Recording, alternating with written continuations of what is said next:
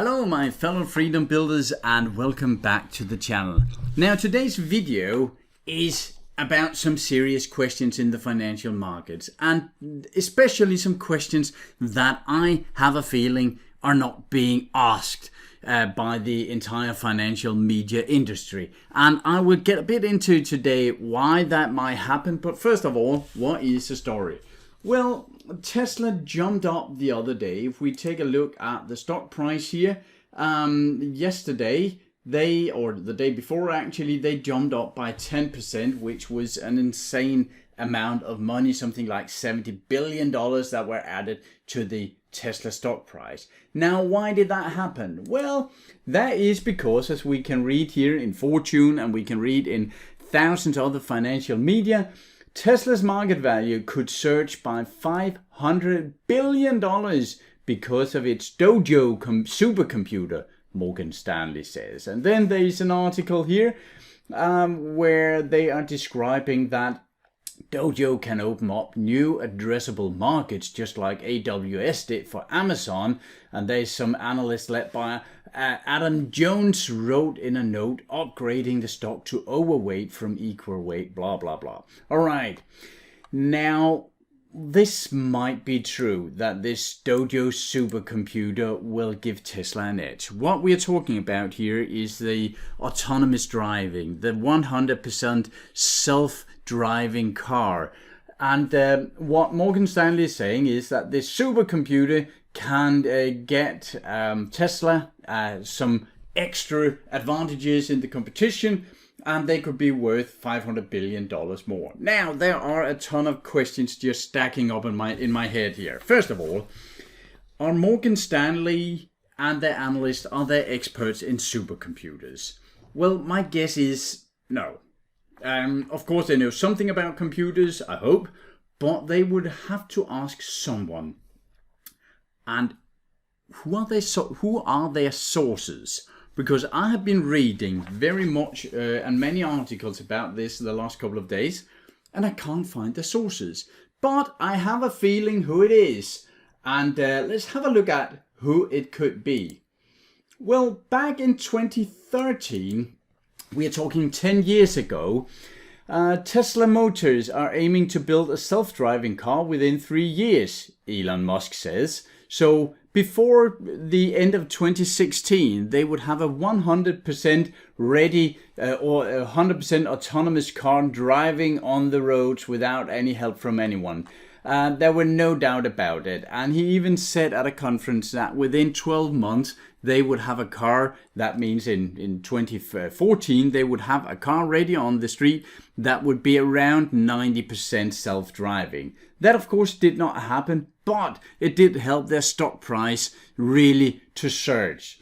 So I have a feeling, and this is just a feeling, it's just a theory, that Morgan Stanley have been talking to either Elon Musk or some of his folks, and they were the ones saying that this DOJO computer would be superior to anything else. What else do we have? Well, we do have something from 2019 here. Oh, sorry. There we went. We do have an article from 2019 saying old promises broken. Musk offers new pledges on self-driving. Ahead of what's expected to be a disappointing earnings report, Tesla CEO Elon Musk predicts 1 million robo-taxis on the road by next year. So here we go again, a disappointing earnings report, and who else than the knight in shining armor comes out predicting 1 million robot taxis on the road by next year, meaning by 2020. That's 3 years ago, and they are nowhere near the goal by now. They also, to be fair, they also goes down and said, well, but the line between demo and product can be blurry, and Musk and Tesla have made bold claims about autonomy before. In October 2016, 2.5 years ago, Musk said that every future Tesla vehicle would be capable of driving itself and promised Tesla would complete a coast-to-coast trip without human intervention by the end of 2017. That is 6 years ago, ladies and gentlemen. And it just goes on and on and on. What do we have here? Well, we have an article from January 22, that is last year. Elon Musk is once again promising Tesla will drive themselves in the near future, a claim he has been making since at least 2015. Well, we can see in the articles here, it's actually 2 years before. It is the last 10 years. And every time they have been in some kind of trouble, or the stock price have gone a bit down, or Elon Musk have been needing the stock price to go up because he wanted to sell some stock so he could buy Twitter or whatever he wanted to do, he had brought up this self-driving things. And it's not just the self-driving, it's the semi-truck, it's the cyber-truck, it's basically everything he touches where he promises everything will be fantastic in just 12 months, and then 5, 7, 10 years later things are even extremely delayed or is not really going to happen anyway. So first of all, just to get back to the claims here, these $500 billion that Morgan Stanley says it will be worth more in Tesla shares, I have a feeling where that $500 billion is coming from. I think they have been talking to Elon Musk or some of his guys, and they are the ones that they can quote for it. That's the first question I think a lot of media should ask. Where do Morgan Stanley get their numbers from? Because I can't find anywhere else that predicts $500 billion extra. That is one question. Another question I would like to ask is, why are no one asking what Morgan Stanley's, what are the reasons? What is their agenda here? It's not long ago I made a video about the Hindenburg Research Group, because people are extremely critical about short selling. And when someone like Hindenburg Research, and if you haven't seen my videos, you can go back in time, back several years ago when, for instance, the Nikola share was the big hit, the talk of the town. I was out saying it is a complete shit show. It's a dumpster fire. There's nothing in that company of any value. And Hindenburg picked that up as well, not because of me, of course, but they picked it up, did a very thorough research, and found out that there was 75 different points in that entire narrative about Nikola that were completely bogus. You might remember their hydrogen truck that was basically just running downhill, and so on and so forth. And Hindenburg got a lot of heat at that point because, yeah, they were short sellers. They were just making money on people, on getting stocks to drop. Well, the thing is, first of all, Hindenburg Research actually are very good at what they're doing. So they are disclaiming that they're short sellers. And I think something like 8 or 9 times out of 10, they have been right in the research. There have been something seriously wrong with the companies where they are pointing to some wrongdoing. So what they are doing is actually helping us private investors not to pay too much for a stock. But people are really pissed with Hindenburg and the other short sellers because they are making the stocks drop in price, meaning people are not making money. All right. So if people are really pissed at Hindenburg Research because they are manipulating the market down, why are no one pissed with Morgan Stanley that brings the stock up? Because as one of the, point 5, I think it is here. Opponents point to the ability of shorts to hoodwink investors by spreading false rumors. That is not what most short sellers are doing. Before exiting trades, a technique known as short and distort. Defenders say the potential for abuse shouldn't discredit all shorts any more than pump and dump schemes. Alright, so what I'm sitting with a feeling here is that Morgan Stanley have been long Tesla, or some of their really large customers have been long Tesla. This is just a theory. I don't know if that is true, but that is my feeling here, because they're just pulling a random number out there behind, to say the least. So why are no one saying, oh, Morgan Stanley, why don't you disclaim that you are long this stock, or that your customers are long this stock, or that you're running on behalf of Elon Musk and Tesla? So what I'm sitting with a feeling here is, first of all, why don't we get the sources and the calculations? I think the numbers are coming from Elon Musk and Tesla. And secondly, why are no one asking about their agenda? Are they making money on pumping the stock up? when we know that a jump like this is making the stock market $70 billion? How much of that is Morgan Stanley making? Or are they just dumping the stock now? We could see yesterday that the stock dropped down. Pre-market is a bit up today. So that is some of the questions I would really like the financial media to ask.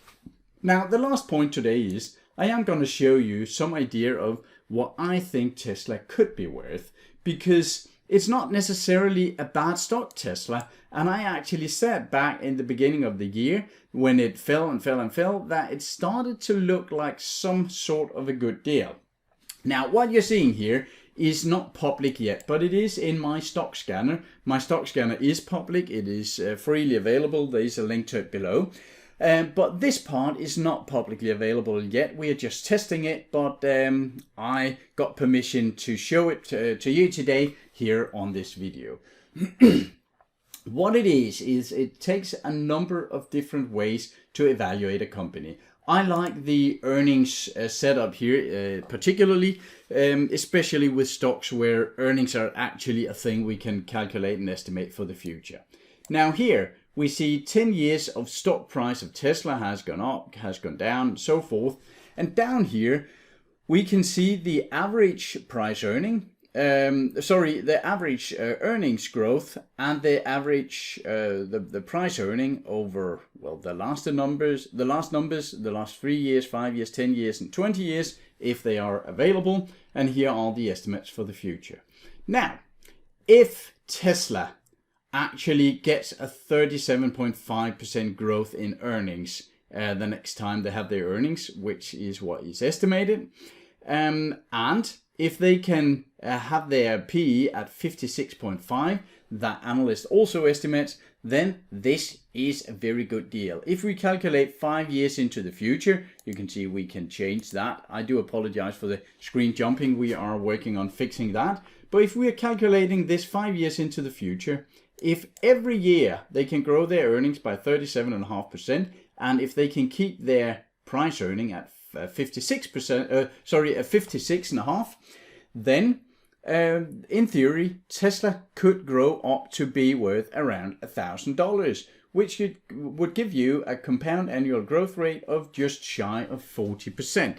That is a very, very good deal. However, is it really possible for them to grow their earnings by 37.5% every year? Well, I have no idea. But if we should play around with the numbers, we can do that here under user defined.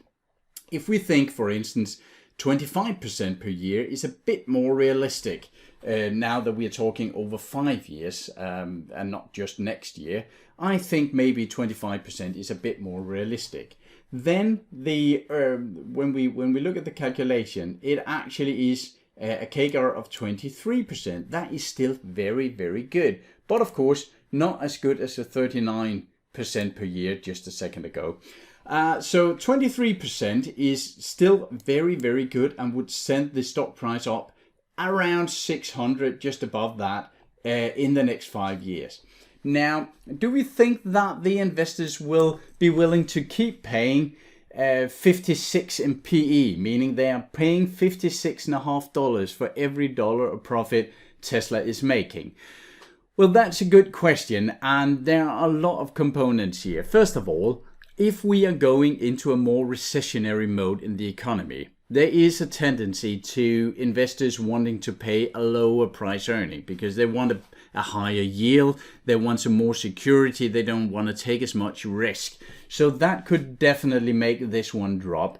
Also, when Tesla grows and grows and grows, they probably will start to be priced a bit more like a larger industry company. So I would say 56 is in the high end.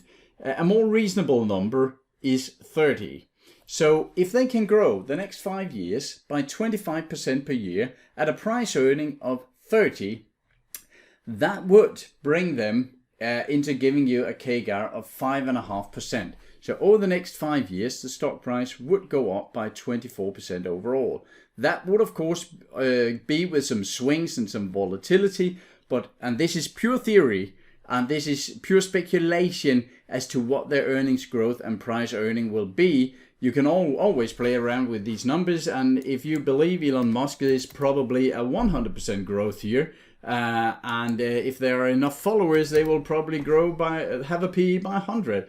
All right, then you'll make 156% per year. However, that is not very likely, and I think 25% in growth and 30 in price earning over the next 5 years on average is probably more on par with reality. However, it could go down because, well, something can happen. Right now, Tesla is in front, and of course, if that DOJO supercomputer is as good as Morgan Stanley apparently knows it is, well, then it could blow completely up. However, if some of the 10, 20, 30 competitors actually start to come up with something that can compete with Tesla, and I think they will, maybe not overtake the entire market, but at least to get to a point where they can do some reasonable competition, then you might see earnings on Tesla go down to 20. That is not only because of competition, that could also be because that many of the materials that Tesla are using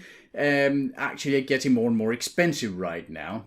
You can see some copper, you can see a tendency to different metals they're using. You can also see that Elon Musk and Tesla are focusing a lot on a specific battery type, whereas some of the competitors are focusing more on, for instance, solid state. That comes from Toyota, and I think actually Honda is also coming up with some solid state batteries that, if they can get that into mass production over the next 5 years, can be a very serious competitor to Tesla. However, I'm not an expert in Tesla. I'm not an expert in EVs or in batteries. All I'm doing here is speculating different scenarios. So if Tesla only grows by 20% in their earnings the next 5 years, and if, for instance, we get into a very harsh economic recession where people really want to pay lower price earning, we could go down to, let's say, 20 in price earning for Tesla, and that would actually make it into a drop of 33% over the next 5 years. I'm not saying this is likely, I'm just investigating different scenarios here. And people claiming to know that Tesla will go to the moon and go to 1,000 and grow by 50% per year, well, they are sometimes they would do a bit better for themselves and their portfolio to actually realize that there are different scenarios. So this is one scenario with where you're losing 9.5% per year, and a more, I don't know if it's realistic, but at least a more growth-oriented scenarios with a 25% growth and a PE average over the next 5 years of 30 would give you 5.5%. So is this reasonable? Well, that is completely up to you. What I'm saying is $500 billion for a DOJO computer that Morgan Stanley is speculating about, and probably got at least some of their info from someone and a company here that have been notoriously wrong about their predictions about their own technology for the last 10 years. Well, I wouldn't put too much into that, and to be honest, it smells a bit like some sort of pump and dump that someone had a ton of Tesla stocks they needed to get rid of.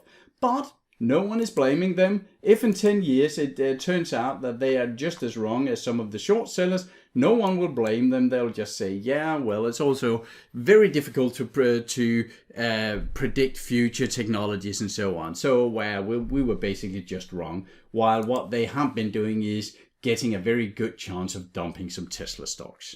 There are many aspects on this, and I might be completely wrong.